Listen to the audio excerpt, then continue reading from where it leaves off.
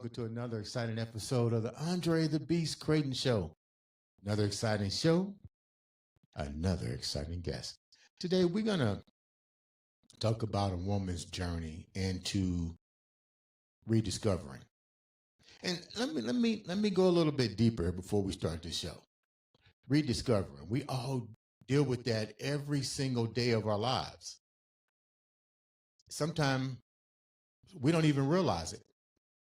Sometimes signals pop and we still don't recognize it because the universe has a way of making sure that you get what you want. And when you're doing something you shouldn't be doing or going through pain or whatever, it's going to bring you back. But you still got to put in the work. But you also got to recognize the signs as well.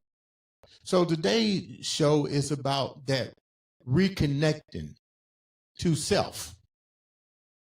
Even though these signs were there, she didn't really pay attention to them until a little bit later. But then once she did, she started to see the beast mindset change. And today she wants to share her story on the change and hoping that her story will not touch everybody. Because let's get real, we can't touch everybody, but we can touch one person. I'd like to welcome to the show all the way from Colorado, Miss Aubery Cook to the show. What's up, Aubery? Hi, how are you? I am doing great. Thank you for taking time out of your busy morning to come and share such a beautiful story. Before we get started, tell the viewers a little bit about Miss Cook. Well, I am native, born and raised in Colorado. About 9 years ago, I decided to start a new career, and that's in real estate. I have been blessed. It has been a very fruitful season for me, and I continue to grow that. And about 6 months ago, I decided to get into life coaching and NLP. What were you doing before the real estate? I actually was an accountant for about 3 years. I also kind of managed an office, and I also taught at a school district for about 7 years with some kiddos. So, Okay, so before we get into the life coaching, because we're gonna elaborate on that too, because let's get real. Everybody's a coach, and I respect that, but we're gonna understand what you bring to the table as a coach and what makes you different than the others, and why your message is so important than the other messages. But let's go back. You talked about a spiritual connection that was lost and was regained. Before you, what led you to the disconnect of the spiritual or your religious standpoint? Like, what was you doing that led you off of that path? oh goodness, I would say conforming to the world. You alter who you are by judgment. You react the way that you think people that want to react. Um I was conforming to everything else around me versus me being my authentic self. And When it you was men- a huge internal battle. Give me an example when you say conforming to the externals or the way people sh- was perceiving you or how you wanted to perceive you. Go a little bit deeper than that. Sure. So, a lot of my friends and my family would probably describe me as somebody that is very blunt and very bold and um what's like take no crap kind of person. And although that is true, there's also this very soft, loving, compassionate side of me. And that part was not noticed. So Mm. the more that people were like, oh, this is who she is, it almost made me feel internally like I was like this bully or something. And that's not who I was. And if I didn't do something that they felt, I should be reacting. Um, then it was just judged really harshly, like Aubrey, you actually should be doing this. An example, I had a couple of friends that would give me advice in my relationships. And instead of asking me questions or caring about the way that I was feeling, they were almost telling me how I should be reacting or what I should be doing. And it was my journey. It Give me an was, example. Give me an example. Like you're in a relationship. That's interesting because you always wonder what girls talk about. so oh, sure. so give me an example Well, they thought you should be doing instead of them listening to your pain. yeah, asking questions, why do you feel that way? Or what is happening that puts you in this place, you Yeah. know, to not feel good. So here's the thing is that everything in life is a relationship, whether that be with your family, whether that be with your friends, whether that be an intimate relationship. And inside that relationship, for it to be fruitful, for it to elevate you and take you to another level, they have to meet you in that space. Mhm. And that space is your authentic self.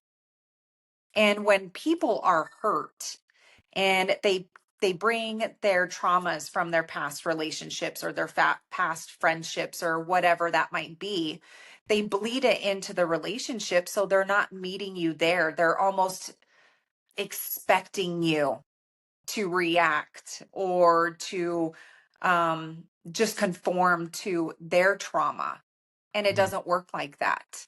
Yeah. And I think that's where people get mixed up in relationships. You're not helping each other heal from your traumas. You're almost adding more to the bucket of traumas. What, And what in were you dealing with in your relationships though that they felt you wasn't acting right or that you should have did this? Or what were you dealing with? And you don't have to go through all the relationships, but just give me an example of something that you was really dealing with that probably dealt with what you're talking about. Maybe he had trauma that he didn't recognize and crazy friends, and naturally you're recognizing you had the same issues. Sure. So in my relationships and quite a bit of my past ones, toxic. If it was geared around anger, not being able to talk through those feelings or understand why that person was angry, if somebody drank a lot or if somebody, gosh, I like want to be able to explain this to where it makes the most sense here. Um, I was just in a position to where I was really pouring my heart out. I was really trying to be compassionate and caring and being there for a person. And the more compassion and caring that I was putting out, it was almost being taken for granted. Mm. And in return, it was starting to really hurt me. And there was things that were being said, I'm not good enough, or um, you should be here and doing this for me. And it was always me, while I kept pouring into that relationship, whether it be my intimate relationship or my friendships. I just kept pouring into them, and it was depleting who I was, because in the midst of it I was being put down. um I was told I wasn't good enough, or I was told that um my friends didn't like me or my family didn't like me, or um This was your mate that was telling you this. I had a mate and friends tell me stuff like that. It was very hard. It was very hard to navigate. I had friends that would say, Aubrey, you're making a mistake. Why are you doing this? Um, Why were you doing it? I can understand you really didn't know what you was dealing with because you haven't. I'm just guessing you didn't get a chance to self diagnose your own self first. So this is maybe what you might consider. well, that's Uh, the beauty of all of it, if I'm being honest with you, is that yeah, Um, even though that it was very traumatic, even right. though that it caused a lot of nights in my tears and silence, journaling, praying, begging for answers. Um, it led me back to myself and to trust myself.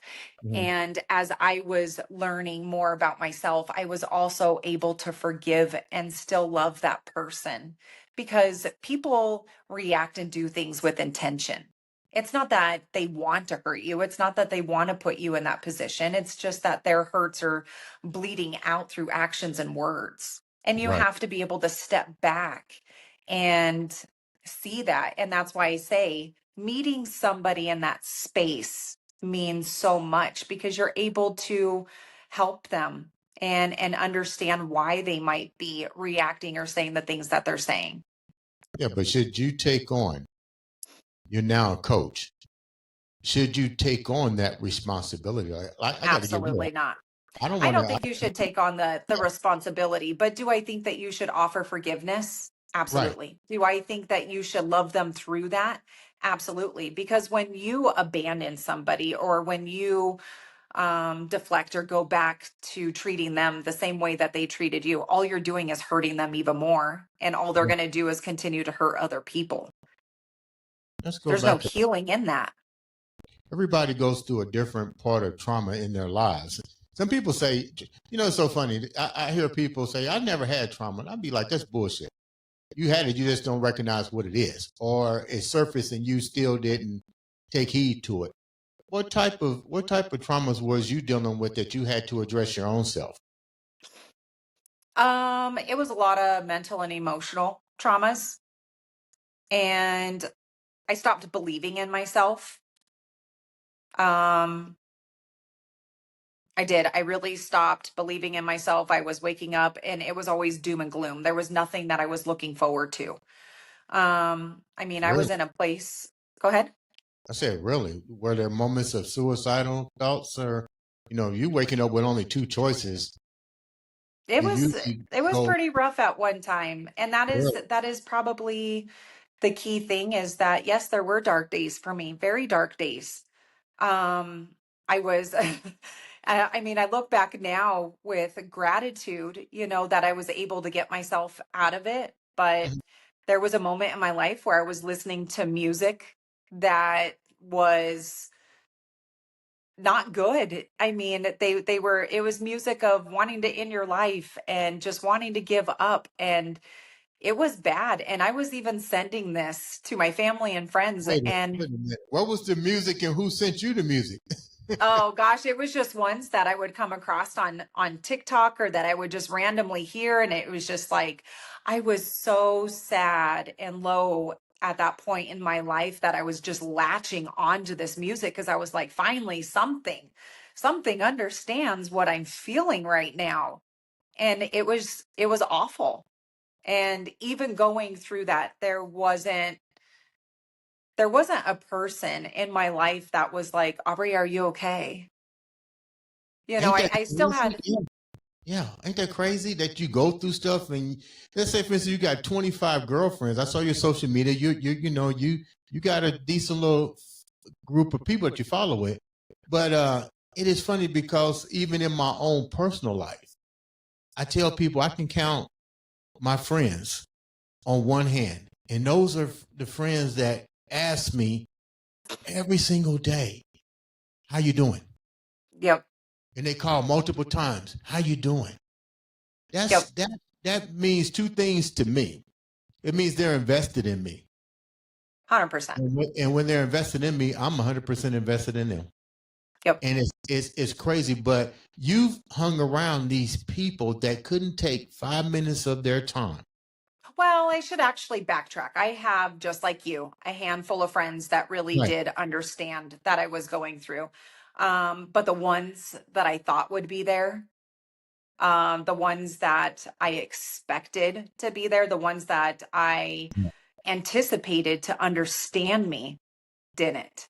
What They did you do? actually were the ones that were hurting me the most. What did you do? Did you castrate them?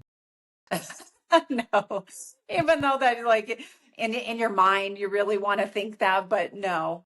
At the end of the day, it just kind of came down to one of those things where it was like we have to part ways. It wasn't serving me. It wasn't doing me any good. And at first, it was hard. It was destructive. Um, it made me sad, because you love and care about these people. You want them to be a part of your life. But Mhm. at some point, you have to just accept, listen, it was for a season. And, like when I coach other people, I'm like, listen, people, place, things, anything that's around you, it's all tools. It's tools to either help you grow or it's tools to help you learn something. Right, And right. that was just a season of my life that I had to learn something. It is so funny because that's really hard for people to grasp that concept because at the end of the day, everybody wants to be loved and everybody wants to have the abundance of friends. That's why we have Sure. social media. That's why we have the likes, you know, the value that let me thank you for the download. Let's put it like this. We have devalued who we are as human beings and 100%. replace that with likes, follows, and how many people are looking at my social media profile. Yep. And We that's lie to that. ourselves. Yeah, yeah. It's kind of like I know people that can't even sit in the house alone There's a and do lot that can't.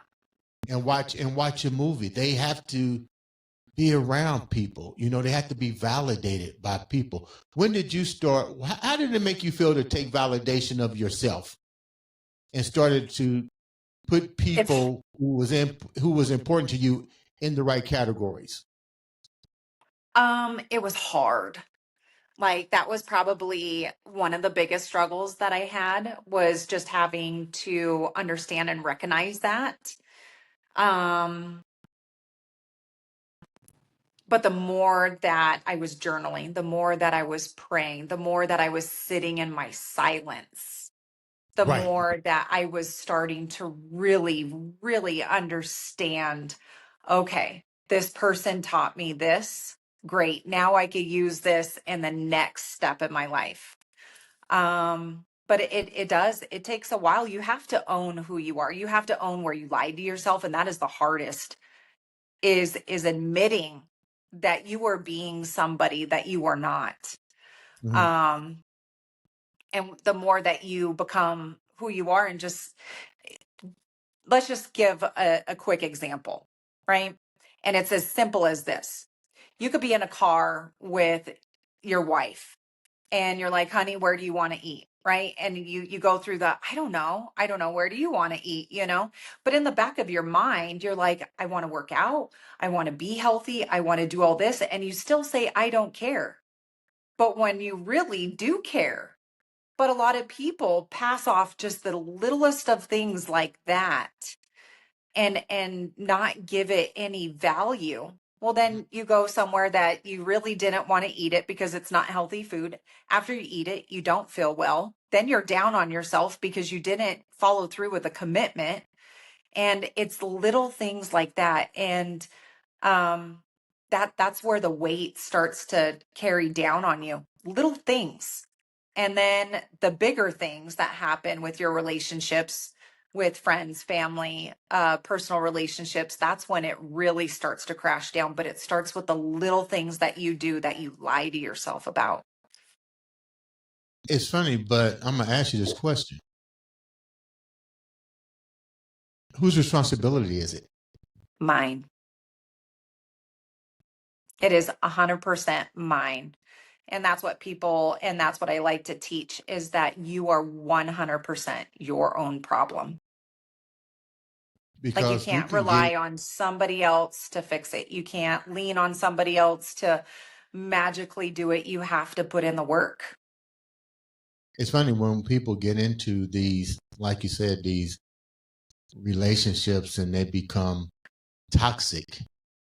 They usually show signs. Like if I see somebody, I was talking to somebody and they went through my phone. That was a red flag for me. Not that I have anything to hide, but it's like, why did you go through my phone? You know what Yep. I mean? So those are people show you their insecurities. So when I asked, why did you go through the phone? And it was like, well, because blah, blah. So now they start to do what you said. They start to become open as to why they did. They can't justify it, but they justified it by saying that was a trouble for them. Then they start to pick pieces to justify their reasons. But to ask you this question, because you're a coach, how would you deal with something like that? Because I believe that it's not my job to fix the damage that you bring to a table. It's my job to either decide whether I want to deal with it. Am I strong enough to deal with it? Are you going to change? And 9 times out of 10, you're not going to change because you don't recognize that you did something that was truly, what's the word we want to use here? Unhealthy. Right. Ask questions. What's your take on that? In a situation like that, I would ask the person, like, what happened? What thought went through your mind in that moment for you to pick up my phone and go Mm-hmm. through it? What were you expecting to see? What were you hoping to see? What were you wanting to find? Mm-hmm. And it all starts with questions. And as they answer those questions, it's almost like you help them solve, like, I really didn't have a reason. Well, where'd that insecurity come from? Right. Was it a past conversation that you had that you shouldn't have had?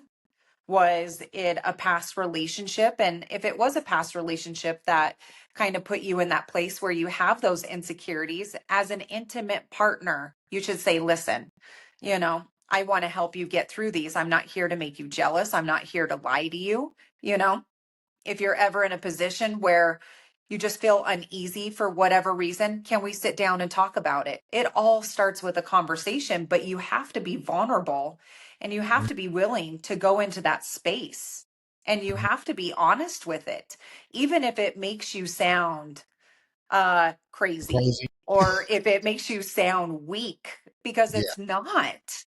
We Yeah. all have those insecurities. We all have those crazy creeping thoughts, and to me that's where I think the devil's trying to, mess up your path.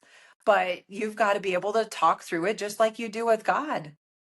But I think a lot of people don't recognize that they have these issues because it's part of their norm. I mean, you can't, if somebody brings you something that you done, like you said, is crazy, most people will be like, I'm not crazy. Or that's not me. And they continue to go on. But you're a life coach now, which we're going to get into in a minute. Is it my responsibility to cure the damage? No, but it's your responsibility to let them know that this is a boundary. It's your responsibility to say, this doesn't make me feel good. It is your responsibility to tell them that you're invading a space that is giving you an internal feeling that doesn't make you feel good. Because if you think about it, when that person goes through your phone, yes, you're mad at them. But on the super internal side of you, it's just like, man, they don't see me as a trustworthy person, and then you start to question your own worth, your own value. That's crazy. Like you're a good coach. I like the way you analyze that. Let's go back a little bit. When you basically start dropping the pieces of your life, the ones that you thought would be there and so forth, how did they react? I always wonder how they reacted. Because Honestly, I people don't be know. like, oh, well, she didn't want to have nothing to do with it. See, they switch it like really quick and make it sound like that you was the reason and that, oh, well, you was crazy, blah, blah, blah, blah, blah. What was kind of sort of the feedback that you was getting from the people that you wasn't disassociating yourself with anymore? Oh, gosh. At first, you sit there and you let your own mind kind of go through what are they thinking? What are they doing? What are they saying about me? Yeah. At some point, you have to let it go. Let it Yeah. go. It's kind of like Mel Robbins. I absolutely love her stuff, and she does the whole let them theory, right? But you have to let go because their thoughts, their feelings, their reactions is not it's not my problem. It's their problem. And I just have to be able to accept it because I already know what they think. I already know what they might feel, or even what they might say is going to change the growth that I've already done inside of myself. and I'm just not willing to allow that space to get clouded anymore. And, that's not to say in the future that that relationship can't change. But for right now, it's one of those things that they kind of have to go on their journey because people know when they're doing wrong. That's a fact. When people are Why you say that? dishonest with, they know, they know. So if they're sitting there talking about it and trying to be like, oh, nope, they actually did that, I always say, go inward. What did you actually do? What was your part to play in it? Right. Let's go back a little bit. How long were you on hiatus from your spiritual journey? Because you went into a whole different part of your life to where, I guess I'm understanding the story, right? Validation. There was a lot of things that was important to you. You even from going into the dark side and coming out. How long was this journey for you? Oh gosh, I've been on this journey for, if I really look back, probably about 8 years. But there's been pieces inside that 8 years where um things just got really good, to where you almost forget. And when I kind of came back into this journey on a deeper level, that's when I was like, this journey never ends. Like you have to stay so deep seated. So then you never steer away from it. And I think that is when the true growth begins. Because once you find your place here, you no longer allow the distractions of the outside world take you off track. And that's why I said it was probably in and out for like the last 8 years, is because there were things and I stopped focusing. I stopped praying. I stopped taking those moments to myself. And I believe more than anything is that you do need time by yourself. You do need time without your phone, without music, without TV, and just sit in your thoughts and let them freely flow in and out, because that's what navigates you. Who was your support? Like who recognized that you were a ship destined or almost destined to sink? Who pulled you up? Who was your support cast? God, 100%. Me and God. What about your brother? My brother and I are really close, but no. My parents and I are very close. They would check in on me. I have a few good girlfriends that would check in, and a couple of guy friends as well that were on the journey that would talk to me about this stuff. But I have to 100% give it to time alone in prayer with God. He is the one that redirected my thoughts. What were the things? What were three things that you shared with your higher power that really changed the narrative for you in your moment of silence? Uh, Without going in great detail, I mean, there was a very dark evening, and that dark evening was just like, I'm done. But then there was just that quick moment, and it wasn't a sadness of what I was leaving behind. It wasn't a sadness of who would be sad. I was sad for myself because I gave up. Hold that thought. And in that brief moment, it was like, I'm not done with you yet. Hold that thought. Let's go back. Don't leave me hanging like that. This is the Andre The Beast Crayton show. This is the moment of that beast mentality. Let's go back a minute. What was going through your mind that you was willing to check out? Nothing was going right. Nothing was going right. The thoughts that were going, like, every time I try, this was going against me. Um, there were thoughts of, it didn't matter how much I loved, I wasn't going to be loved back. It didn't matter if I poured my heart and my thoughts, everything into something, nobody was going to hear me. It felt alone. I don't know how else to really explain it. It was just, it was alone. There was no answer. There was not a direction to say, Aubrey, you need to go in this direction. This is what's going to help you. There just wasn't any answers.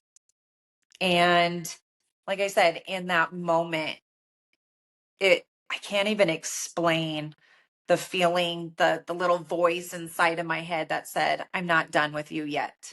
And I was sad for myself. It was almost like I missed myself in that moment. When you decided to Just reply, change it all. yeah, Change it all. In that moment, I promised myself, I said, Aubrey, you're going to get through this and your life is going to change and it is not going to look different. And that is a fact. My life has not looked the same that it did 2 years ago. And I made a promise to myself every day that I was going to wake up. I was going to be grateful for something. Um, what are you grateful for? Gosh, That's kind of everything. cool because people get up every day. Somebody asked me today, that's like, it was so funny. They said, what's your first thing you do when you get up in the morning? I said, I Uh, wake up the myself. first thing that I do every Yeah. morning, I thank God. I thank God for another day. I Mm, thank God for the breath that I have in my lungs. I thank God for a day of opportunity. I That like is the way always my first thought in the morning. what's your life like now? Beautiful. It is great. I still have my days of struggle. Anybody that sits there and says, oh, my life is so great and I don't ever have any struggles, one, you're a liar. We all Mhm. have struggles. But it is great. It is great because I finally wake up being grateful. I could look myself in the mirror and say, Aubrey, you have grown. You are going places. I am changing my own life and I am going to change other people's lives. I know this. And that's the beauty of all of it. And this is my personal spiritual belief is that we are testimonies. We are testimonies to help other people grow in any part of their life. You mentioned something before we wrap up. You mentioned something, and I believe that's true, that we go through something every single day. But I think once you learn how to deal with situations, it makes navigating that ship a lot better. What's your take on that? Absolutely. I'll just give a quick example Right of away. how I feel about this. You could be sitting in traffic, somebody could be blaring the horn at you. You could be running late, whatever the case may be, that you're in this traffic and you're literally wanting to have a meltdown and you're getting upset because you have somewhere to go and you have to be there at a certain time.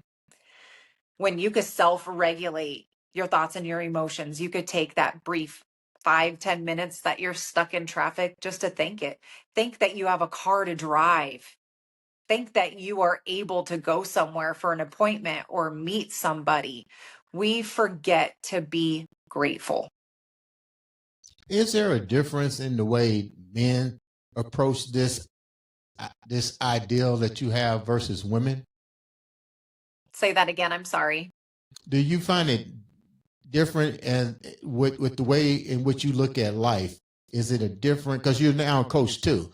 So do you find it different the way men look at life and problems and so forth versus women? Yes and no. I feel like we're starting to move into,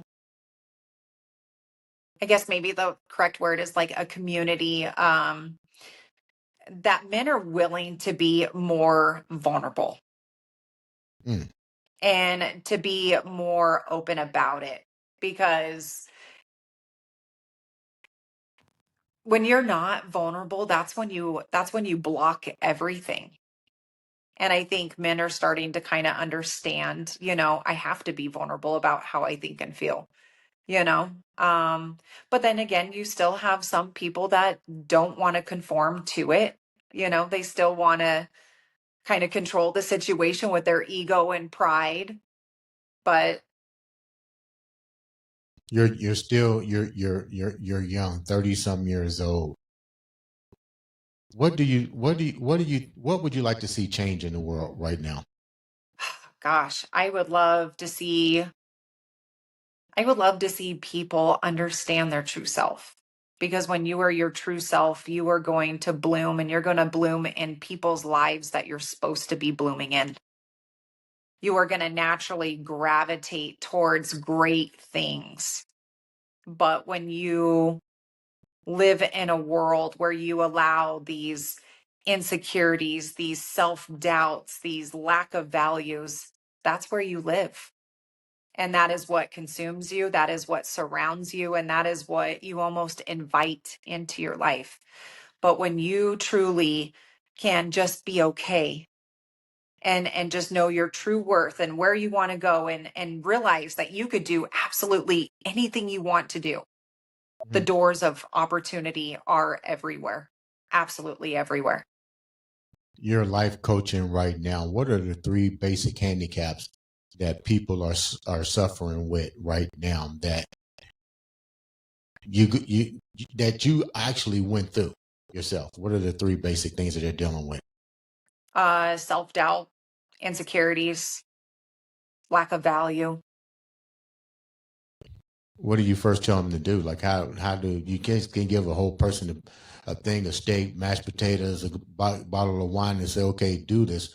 How do you get them on the right path? Like I call it baby steps. Yep, baby steps. Baby steps. What do you want to do tomorrow? And whatever that may be, you write it on a sticky note. You put that sticky note on your mirror.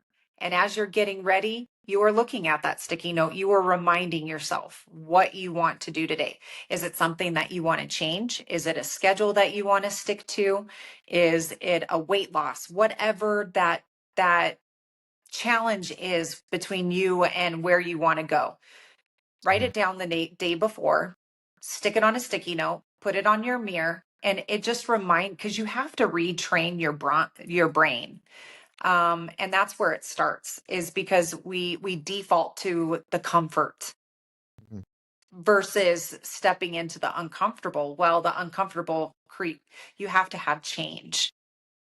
But people don't want to put in the work. They want it overnight. What do you tell them? Doesn't work that way. Doesn't work that way. You can't plant a seed and expect a tree to be grown the next day. You have to water it. You have to care for it. What do you think the statistics is? I know you got to know a little bit of people that get involved in these life coaches to try to change their life, but they don't want to put in the work. They drop out and they repeat this cycle over and over again. What do you think the percentage is of men and women?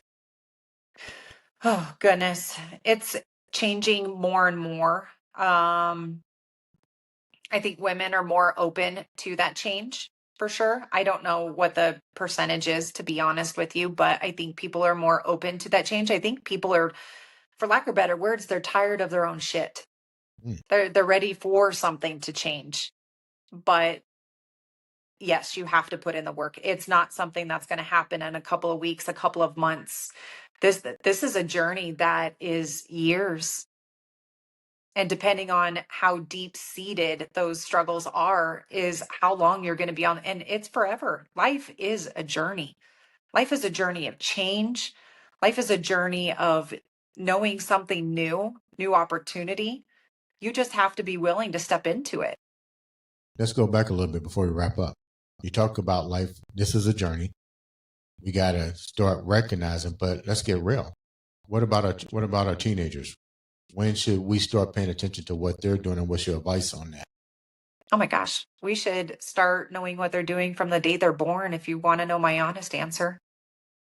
You learn things. You learn things in the very early stages, even though that you don't think children do learn those things. They're sponges. They hear you. They know how to react. I mean, you have 5-year-olds sometimes able to navigate a phone better than, an adult. Yeah. They are sponges. I think that kids need this type of exposure at a very young age. Okay, that sounds like a winner. How can the viewers reach out to you, support what you're doing, and know more about your life coaching skills? They could go on my TikTok, they could go on my Facebook, they could text or call me directly. I am open to helping everybody. I don't have a closed book. I'm here to keep it open and just help. What's your handles? You mentioned the TikTok stuff, but there's tons of TikTok. What's your handles on your social media so they can find you? I actually don't have any really set up right now. I've been really blessed where people just text me. Some people just private DM me and say, "Hey, Aubrey, can you help me?" And that's where it started. So yeah. So they can find you under Aubery Cook on social media, basically. Yep, Aubery Cook. I also have my realtor website that's on Google. I know that's not attached to my life coaching, but I do have that. But a lot of it is just through TikTok right now, and it What is under Aubery Cook. What made you decide to do life coaching? Like, I'm trying to understand it. You're a successful realtor, but why the urge to do life coaching? And why should people come to you for expertise? Because of everything that I've been through, I know for a fact there has been hundreds of people that have went through what I've went through. And I can meet them in that space and I can help them navigate, ask questions, get to know themselves a little bit more to have the life that they want because it is 100% possible. Aubery, thank you so much for taking time out to share such an extraordinary story of that beast mindset, perseverance. I mean, you've done it. Congratulations.